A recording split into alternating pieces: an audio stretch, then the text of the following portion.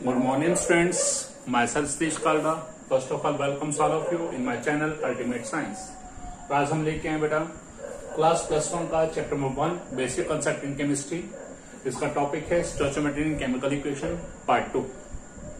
बेटा स्टोइचियोमेट्री इन chemical equation part 1 में यानी कि इससे पिछले वीडियो में आपने 3 टाइप के क्वेश्चन करे थे, mass mass relationship, mass volume relationship, volume volume relationship. आज हम नेक्स्ट टॉपिक लेके आए हैं कंसेप्ट ऑफ लिमिटिंग रिएक्टेंट और लिमिटिंग रिएजेंट। अब बात आती है बेटा क्या होता है लिमिटिंग रिएक्टेंट या क्या होता है limiting reagent. Limiting word indicate ही ये करता है कि जिस चीज की शॉर्टेज हो, यानी कि लिमिटिंग रिएक्टेंट क्या होगा, ऐसा रिएक्टेंट जिसकी शॉर्टेज है।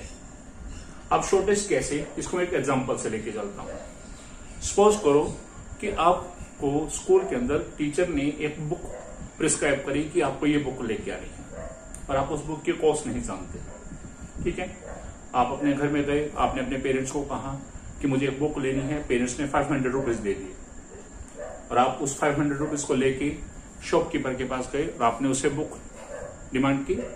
जब उसने बुक निकाली और बुक की कॉस्ट देखी, आफ्टर डिस्काउंट वो बुक थी 540 रुपीज की। अब मुझे ये बताइए आपके पास कितने रुपीज हैं? 500 रुपीज और बुक की कॉस्ट क्या है? 540 रुपीज। क्या आप वो बुक खरीद पाएंगे? आप कहेंगे नहीं। इन केस यदि वो पर्सन जो शॉपकीपर आपका नोन है तो मे भी शायद वो उस समय आपको ऑब्लाइज कर दे या उस समय आपके साथ थोड़ा सा उधार कर ले। लेकिन यदि वो कोई शॉपकीपर अननोन है तो उस केस में वो रिफ्यूज कर देगा कि आपके पास 500 है, 540 की बुक है, वो अपना अब नहीं ले पाएंगे। इट मीन्स आपके पास अवेलेबल कितना है अमाउंट? 500 रुपीज। और बुक को परचेज करने के लिए यानी कि आप जिस काम के लिए उस शॉप पे गए उस काम को कंप्लीट करने के लिए आपको कितनी रिक्वायरमेंट है? 540 रुपीज की। इसका मतलब आपके पास उस समय पैसे की शॉर्टेज है। तो उस समय जो that is called limiting reactant. उसे क्या बोलते हैं? Limiting reactant. It means if available data of any reactant, कि मान लो किसी क्वेश्चन में किसी रिएक्टेंट का डाटा गिवन है।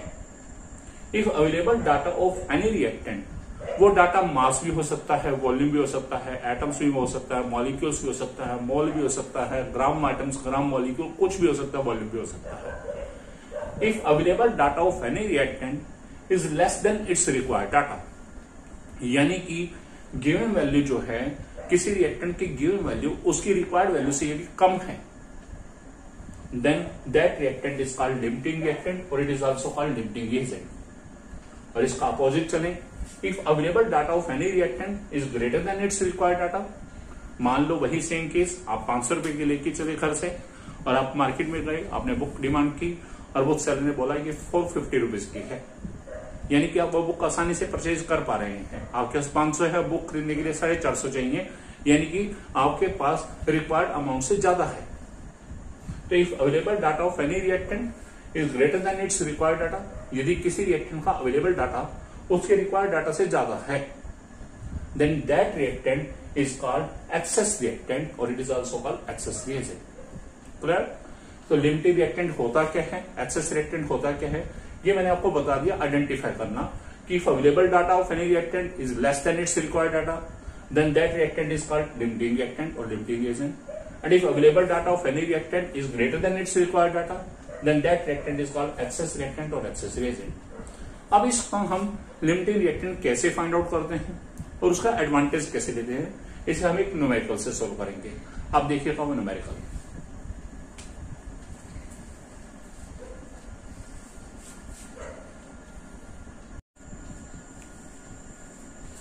हाँ जी बेटा, एक स्टेटमेंट है अब हमारे पास 2000 gram of N2 gas reacts with 1000 gram of H2 gas to form ammonia gas according to the equation N2 gas plus 3H2 gas that give 2 NH3 gases.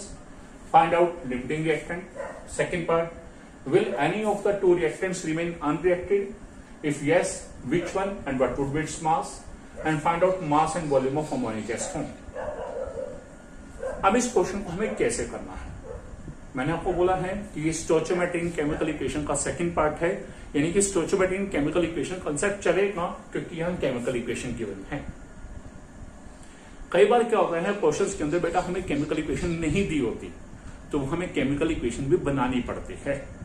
ठीक है, अब हमारे पास केमिकल इक्वेशन गिवन है तो वही कंसेप्ट चलेंगे। सबसे पहले कि हमारे पास केमिकल इक्वेशन होनी चाहिए। Second thing, chemical equation balanced होनी चाहिए। थर्ड थिंग, उस रिएक्शन के अंदर हमारे पास जितने भी सब्सटेंसेस है, वेदर रिएक्टेंट्स और प्रोडक्ट्स, वो उन सभी की स्टेट्स मेंशन होनी चाहिए। And fourth thing, tabular form में हम उनका मोल से रिलेटेड डाटा। आप देखिए, N2 gas plus 3H2 gas, that will give 2 NH3 gases। आप देख रहे हैं इक्वेशन गिवन है। सेकेंड थिंग, इक्वेशन हमारे पास बैलेंस होनी चाहिए। नाइट्रोजन 1 2 2, नाइट्रोजन 2 1 2, हाइड्रोजन 3 2 6, हाइड्रोजन 2 3 6, यानी कि एटम भी इक्वल है सभी एलिमेंट्स के। थर्ड थिंग, स्टेट्स मेंशन होनी चाहिए। आप देख रहे हैं स्टेट्स मेंशन है। अब हम क्या करेंगे, इनका मोल से रिलेटेड डाटा। जो सामने कोफिशिएंट है, दे रिप्रेजेंट मोल्स। सामने 1 mole, this is 3 mole, this is 2 mole. अब आपके पास चॉइस है बेटा, हम एटम्स मॉलिक्यूल्स लिखना चाहते हैं, नहीं लिखना चाहते हैं। सेम जैसे ग्राम एटम्स ग्राम मॉलिक्यूल लिखना चाहते हैं, नहीं लिखना चाहते। वो हमारे क्वेश्चन की रिक्वायरमेंट के अकॉर्डिंग हम लिख सकते हैं। ये जो हमें काम करना है, ये सारा रफ में करना है। हम यहां simply moles, then gram atomic mass और ग्राम मॉलिक्यूलर मास, और लास्ट में वॉल्यूम, यही चीज लेके चलेंगे। 1 मोल तो 1 इंटू N2 गैस का ग्राम मॉलिक्यूलर मास 28 ग्राम, पिछले वीडियो में आपने देखा। 3 इंटू H2 गैस का gram molecular mass 3 2 6 gram, 2 into 17 gram, that is 34 gram. Clear? Next volume, N2 gas, so 1 into 22.4 litre, 3 into 22.4 litre, 2 into 22.4 litre. Clear?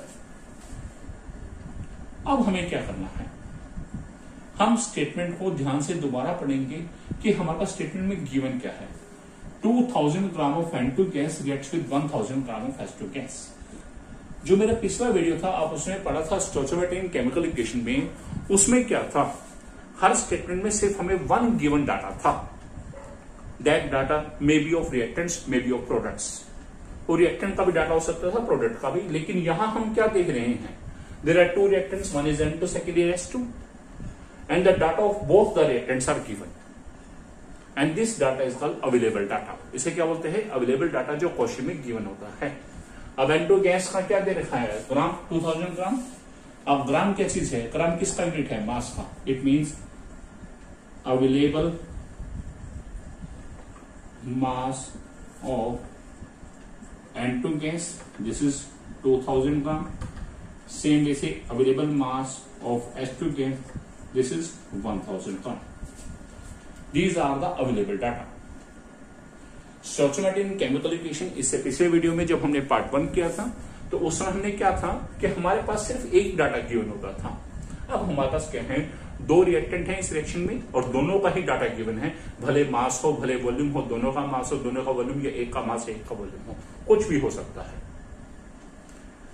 तो first thing हमारे पास आती है कि बेटा हमें लिमिटिंग रिएक्टेंट कौन सी कंडीशन में फाइंड आउट करना है और कौन सी कंडीशन में फाइंड आउट नहीं करना, या हमें कैसे पता चलेगा कि इस क्वेश्चन में हमें लिमिटिंग रिएक्टेंट चाहिए या नहीं चाहिए।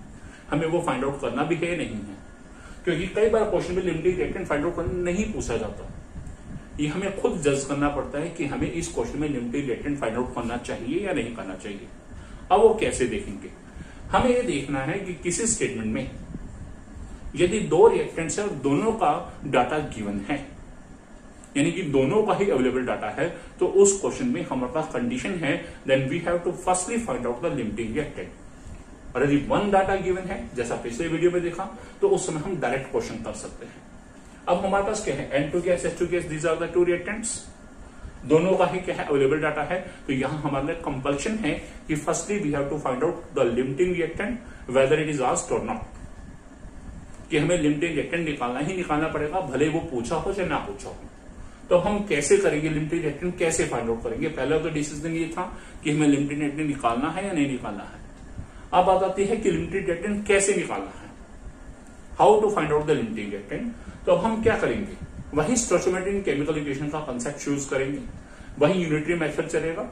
लेकिन यहां हमें क्या करना है, ट्रिक चलनी है, हमें एक सब्सटेंस के अवेलेबल डाटा को यूज करके दूसरे का रिक्वायर्ड निकालना है, और सेम वे से दूसरे का रिक्वायर्ड डाटा, और फिर दूसरे वाले का अवेलेबल यूज करके पहले वाले का रिक्वायर्ड। अब मैं क्या कर रहा हूं, N2 गैस का अवेलेबल मास ले रहा हूं और मैं H2 गैस का रिक्वायर्ड मास निकाल रहा हूं उसी यूनिटरी मेथड से। तो मैं क्या लिख रहा हूं, रिक्वायर्ड मास N2 का अवेलेबल यूज करके H2 का required mass of H2 gas to react with N2 का अवेलेबल कितना है, 2000 gram of N2 gas is equal to वही बटा का साइन, फ्रैक्शन का साइन। फाइंड आउट क्या करना है मुझे, मास ऑफ H2। जो फाइंड आउट करना है उस बॉक्स में जाएंगे और उसमें वो वाली चीज। अब मुझे H2 का मास, तो यानी कि मैं H2 वाले कॉलम में जाऊंगा और मास वाली चीज, मास का यूनिट क्या होता है, किलोग्राम या ग्राम, यानी कि किलोग्राम या ग्राम वाली चीज। तो हमने देखा 3 × 6 ग्राम, ये कहा जाएगा ऊपर न्यूमरेटर के प्लेस पर। फिर देखेंगे गिवन क्या है, 2000 ग्राम ऑफ N2, यानी कि मुझे N2 वाले खाने में जाना है, N2 वाले बॉक्स में जाना है और वहां ग्राम वाली चीज क्या है। अब N2 वाला बॉक्स क्या है, यहां ग्राम वाली चीज कितनी है, 28, तो वो कहा जाएगा नीचे। जो फाइंड आउट करना है उस बॉक्स में गए, सेम यूनिट वाली चीज, मास वाली चीज पूछा है तो मास वाली आएगी, किलोग्राम या ग्राम वाली, वॉल्यूम वाली है तो लीटर वाली या सेंटीमीटर क्यूब वाली चीज। गिवन वाले का N2 गैस और 2000 ग्राम N2 गैस, गिवन वाले के बॉक्स में जाएंगे और जो सेम यूनिट वाली चीज नीचे, और मल्टीप्लाई कैसे करना है, इससे जो गिवन है इसे सोल्व करेंगे। तो 4 पे क्या 7, 500, 3000 अपॉन 7, यदि इसे सोल्व करते हैं तो हमारे पास क्या आएगा, 428.57 ग्राम। अब हमने क्या किया था, N2 गैस का अवेलेबल डाटा यूज किया था और हमने क्या करा था, H2 गैस का रिक्वायर्ड डाटा फाइंड आउट किया था।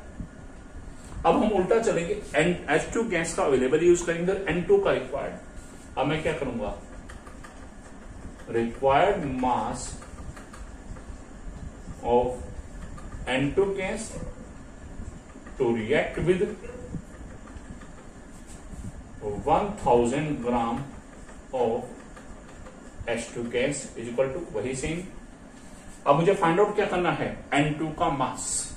तो N2 में गए, मास एनालिसिस कितनी है 28, वो कहां जाएगा ऊपर। गिवन क्या है, H2 का 1000 ग्राम, यानी कि H2 वाले में ग्राम वाली चीज। ध्यान रखिएगा मोल कॉन्सेप्ट वीडियो को, यदि आपको कॉन्सेप्ट क्लियर ना हो रहा हो तो आप दोबारा से मोल कॉन्सेप्ट वाला मेरे वीडियो देख सकते हैं।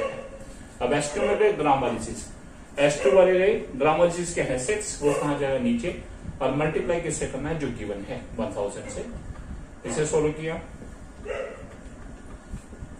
14,000 अपॉन 3, 4666.67 ग्राम, ये 666 ग्राम। अब हमारे पास होगा, हमने क्या किया है, एक सब्सटेंस का अवेलेबल डाटा यूज करके दूसरे का रिक्वायर्ड और फिर दूसरे का अवेलेबल यूज करके पहले का रिक्वायर्ड। अब ये हमारे लिए कैसे हेल्पफुल करेगा, फर्स्ट ऑफ ऑल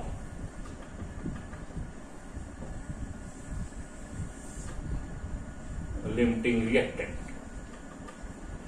मैंने आपको बताया है लिमिटिंग रिएक्टेंट की आइडेंटिफिकेशन क्या है, if available mass of any reactant is less than its required amount, या available data of any reactant is less than its required data. अब हम देखेंगे N2 का अवेलेबल कितना है, हमारा मास 2000 ग्राम, और N2 का रिक्वायर्ड मास कितना है 4666.6 ग्राम, 66 ग्राम, यानी कि 2000 gram is available and 4666.66 gram this is required, यानी कि N2 की क्या होगी शॉर्टेज। तो जिसकी शॉर्टेज है वो क्या होगा हमारे पास, लिमिटिंग रिएक्टेंट। क्लियर।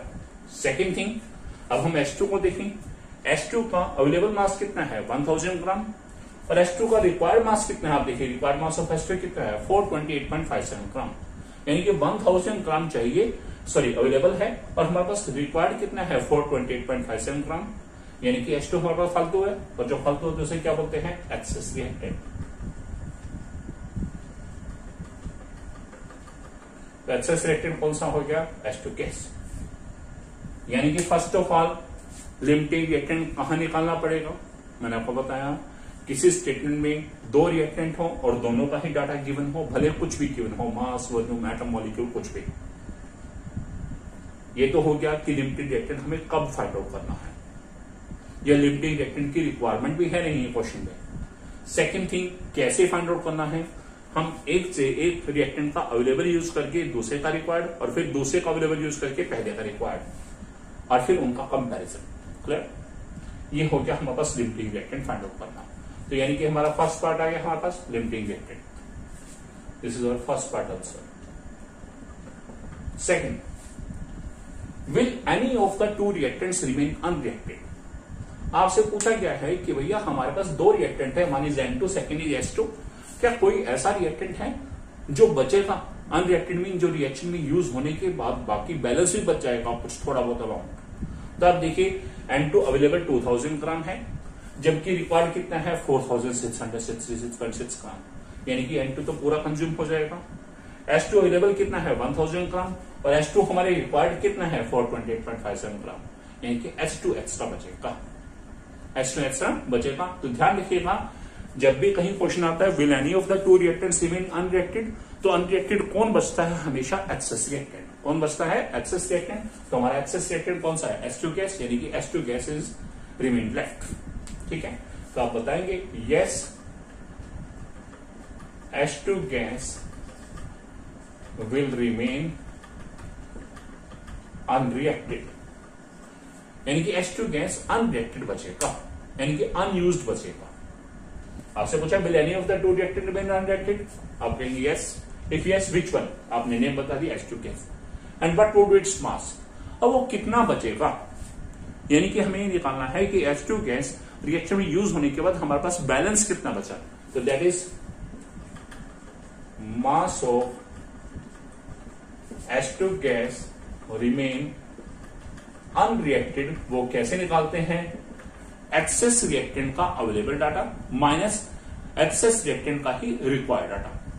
अब हम देखिए एक्सेस रिएक्टेंट H2 गैस है, उसका अवेलेबल कितना है 1000 ग्राम, माइनस एक्सेस रिएक्टेंट कौन सा है H2 गैस, और उसका रिक्वायर्ड कितना है 428.57 ग्राम। हम इसे माइनस कर देंगे, ये आंसर आएगा 571.43 ग्राम, यानी कि H2 गैस हमारे पास 571.43 ग्राम, दिस विल रिमेन लेफ्ट, ये बच जाएगा हमारे पास। क्लियर? लिमिटिंग रिएक्टेंट कैसे फाइंड आउट करना है, और उसके बाद यदि एक्सेस रिएक्टेंट से रिलेटेड कुछ भी क्वेरीज हैं तो हम उसे कैसे सोल्व करेंगे।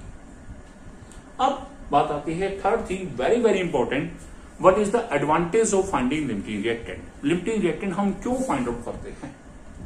ये तो हो गया लिमिटिंग रिएक्टेंट फाइंड आउट कैसे करते हैं, बात आती है लिमिटिंग रिएक्टेंट हम क्यों फाइंड आउट करते हैं, ये इसका एडवांटेज ही क्या है क्वेश्चन के अंदर। तो ध्यान रखिएगा, जिस भी क्वेश्चन में हमारे को लिमिटिंग रिएक्टेंट फाइंड आउट करने की बात आ रही है, या जो भी जिस क्वेश्चन में हमें फील हो रहा है कि हमें लिमिटिंग रिएक्टेंट निकालना पड़ेगा और हम लिमिटिंग रिएक्टेंट फाइंड आउट कर लेते हैं, तो उसके बाद क्या होगा, उस क्वेश्चन में प्रोडक्ट से रिलेटेड यदि कोई भी डाटा पूछा जाए, भले मास पूछे, भले वॉल्यूम पूछे, भले एटम पूछे, भले मॉलिक्यूल पूछे, ध्यान रखिएगा वो हमेशा लिमिटिंग रिएक्टेंट के अवेलेबल डाटा के बेस पर निकाला जाएगा। पॉइंट समझ आएगा? हमें ऐसे क्वेश्चन में जहां लिमिटिंग रिएक्टेंट की कंडीशन आ रही है, ऐसे क्वेश्चन में प्रोडक्ट से रिलेटेड यदि कुछ भी पूछा जाए, कुछ भी फाइंड आउट करने के लिए आए, तो वो हमेशा लिमिटिंग वाले के अवेलेबल के बेस पर फाइंड आउट करना है, अवेलेबल डाटा के बेस पर। क्लियर? आप देखिए हमारे पास हमें पूछा क्या है, find out mass and volume of ammonia gas form, यानी कि मुझे क्या है अमोनिया गैस का मास और वॉल्यूम दोनों चीजें पूछी है। तो इस रिएक्शन में देखा अमोनिया गैस क्या है प्रोडक्ट, यानी कि हमें प्रोडक्ट्स का डाटा पूछा है। तो ऐसे क्वेश्चन में जहां हमें प्रोडक्ट से रिलेटेड कुछ डाटा पूछा है और उस क्वेश्चन में लिमिटिंग रिएक्टेंट की कंडीशन भी आ रही है, तो ध्यान रखिएगा प्रोडक्ट से रिलेटेड डाटा कैसे निकालना है, लिमिटिंग वाले के अवेलेबल के बेस पर। तो लिमिटिंग वाला कौन सा रिएक्टेंट है N2 गैस, और N2 का अवेलेबल कितना है 2000 ग्राम, यानी कि NH3 से रिलेटेड यदि कोई भी इंफॉर्मेशन चाहिए, कुछ भी हमें फाइंड आउट करने आया, कोई भी चीज वैल्यू फाइंड आउट करने आई है, तो वो N2 वाले के अवेलेबल यानी कि 2000 ग्राम ऑफ N2 इसके बेस पर निकालने हैं। अब कैसे निकालेंगे ध्यान देखिएगा। थर्ड पार्ट, मुझे क्या फाइंड आउट करना है, मास। क्या फाइंड आउट करना है, mass and volume of ammonia gas. Clear? मैं यहां इसे रब कर देता हूं।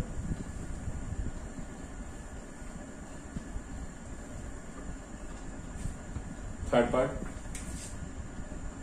मुझे क्या फाइंड आउट करना आया है, मास of ammonia gas formed when, हम लिखेंगे लिमिटिंग रिएक्टेंट कौन सा है हमारा N2 और उसका अवेलेबल क्या है 2000 ग्राम। तो क्या लिखेंगे, when 2000 gram of N2 gas reacts with दूसरा रिएक्टेंट कौन सा H2, हमें उसका कुछ भी नहीं लिखना है क्योंकि हमें सिर्फ लिमिटिंग वाला के बेस पर सिंपली लिखेंगे रिएक्ट्स विद H2 गैस, उसका कुछ नहीं लिखा जाएगा।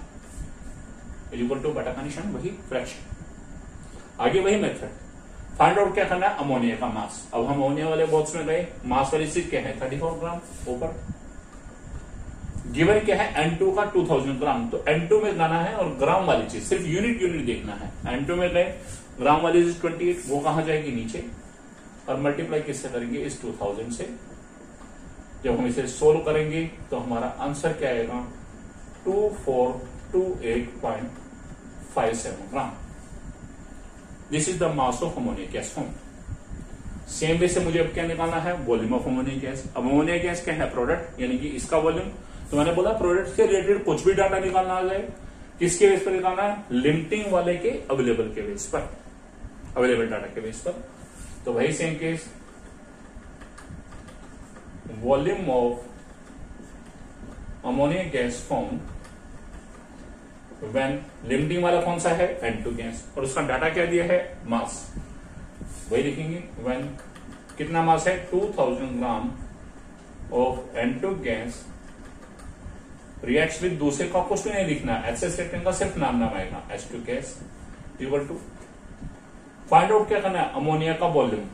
अब अमोनियम के बॉक्स में गए, वॉल्यूम वाली चीज क्या है 2 इंटू 22.4, गिवन क्या है N2 का 2000 ग्राम। तो N2 वाले बॉक्स में गए ग्राम वाली चीज, N2 वाले बॉक्स में गए ग्राम वाली चीज 28 नीचे। ध्यान रखना सिर्फ यूनिट देखना है N2 के बॉक्स में, और यूनिट क्या है वही सेम यूनिट वाली चीज नीचे, और मल्टीप्लाई किससे जो गिवन है उससे।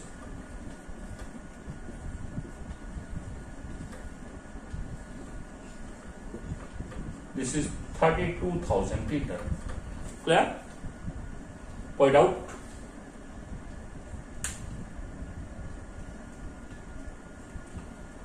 ओके स्टूडेंट्स, ये था हमारा आज का बहुत ही important topic, how to find out limiting reactant, what is the requirement of limiting reactant and what is the advantage of limiting reactant.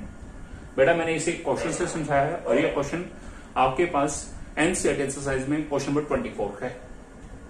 ये क्वेश्चन बहुत ही इंपॉर्टेंट है, इस क्वेश्चन को अच्छे से प्रैक्टिस कीजिएगा, और इससे similar questions limiting reactant find out करने की और उनके एडवांटेज के आप ट्राई कीजिएगा। उम्मीद करता हूं कि आपको मेरा वीडियो बहुत अच्छे से क्लियर होगा। यदि आपको मेरा वीडियो अच्छा लगा है तो बेटा मेरे वीडियो को लाइक कीजिएगा, कमेंट कीजिएगा, शेयर कीजिएगा, और मेरे चैनल अल्टीमेट साइंस इसे सब्सक्राइब कीजिएगा, ताकि मेरे जितने भी मैं नए वीडियोस अपलोड करूं उसे आप आसानी से एक्सेस कर पाएं। तब तक के लिए bye, thanks and best wishes.